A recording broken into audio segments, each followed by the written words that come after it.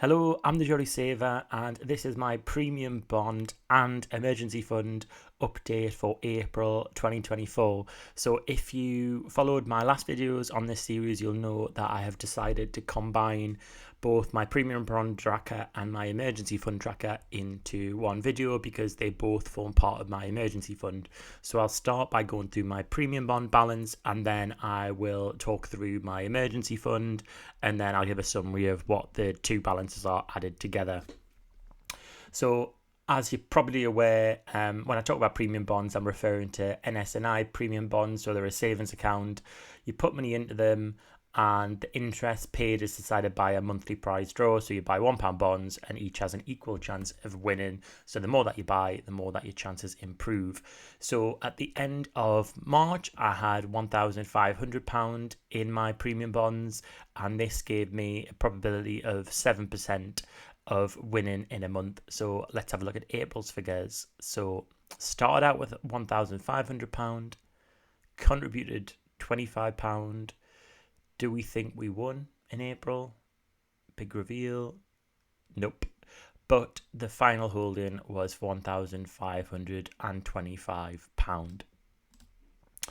Then looking at the odds and seeing how they've updated, because I only contributed £25 in April, the odds haven't really shifted too much, so it's still a 7% probability of winning at each draw, and the number of months it should take me to win on average will be 14.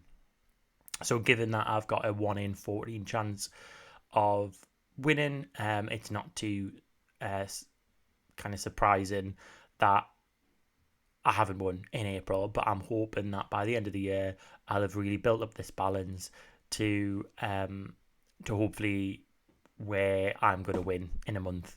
So hopefully by the end of the year, my aim is to have won at least once in 2024.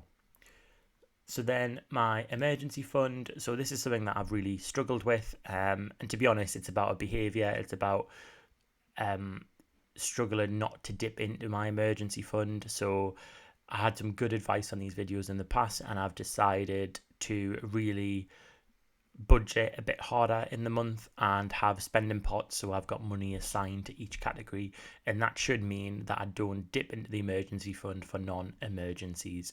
So it was quite disappointing at the end of March because I had a balance of only £3 in my emergency fund. Now, just to give a bit of explanation, I've got sort of two emergency funds. I've got my cash emergency fund, which is this. So this is just in a cash savings account, and I've got my premium bonds.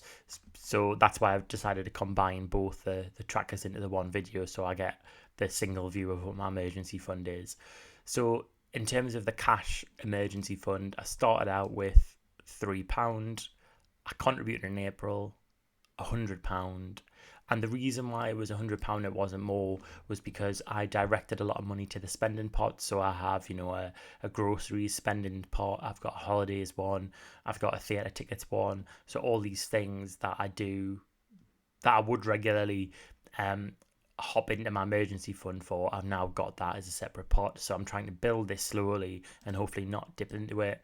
And I withdrew no money from my emergency fund. So this is the first time since before October 23 where I haven't dipped into my emergency fund. So I'm very over the moon that, to me it's a bit of a behaviour change. I'm not dipping into there. So really pleased with that. The interest that accrued was, well, it was £0, but it was actually 32p. And that means that the final balance at the end of April was £103. So I'm hoping that over the next few months, I've built this emergency fund back up to £1,000, and then I'm, aiming to contribute to it in a small way each month, and then the mission is really not to withdraw anything from it unless it is an emergency.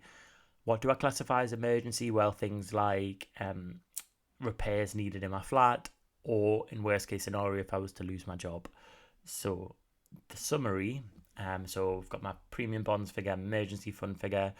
You can see that in October, it was really good. It was 3,000 across the both of them. But then in March, I really was only relying on my premium bonds figure.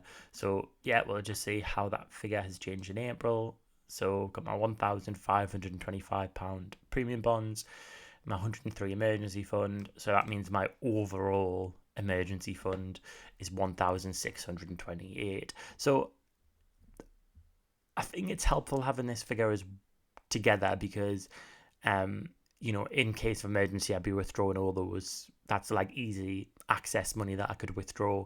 So it's £1,600. I do want that to be a lot higher. I want it to represent maybe 3 months worth of necessary expenses. So £3,000 would be a nice sort of minimum for us to hold there. But I'm hopeful that by the end of the year, I may have a balance that looks more like 3,000 or above. But yeah, I hope you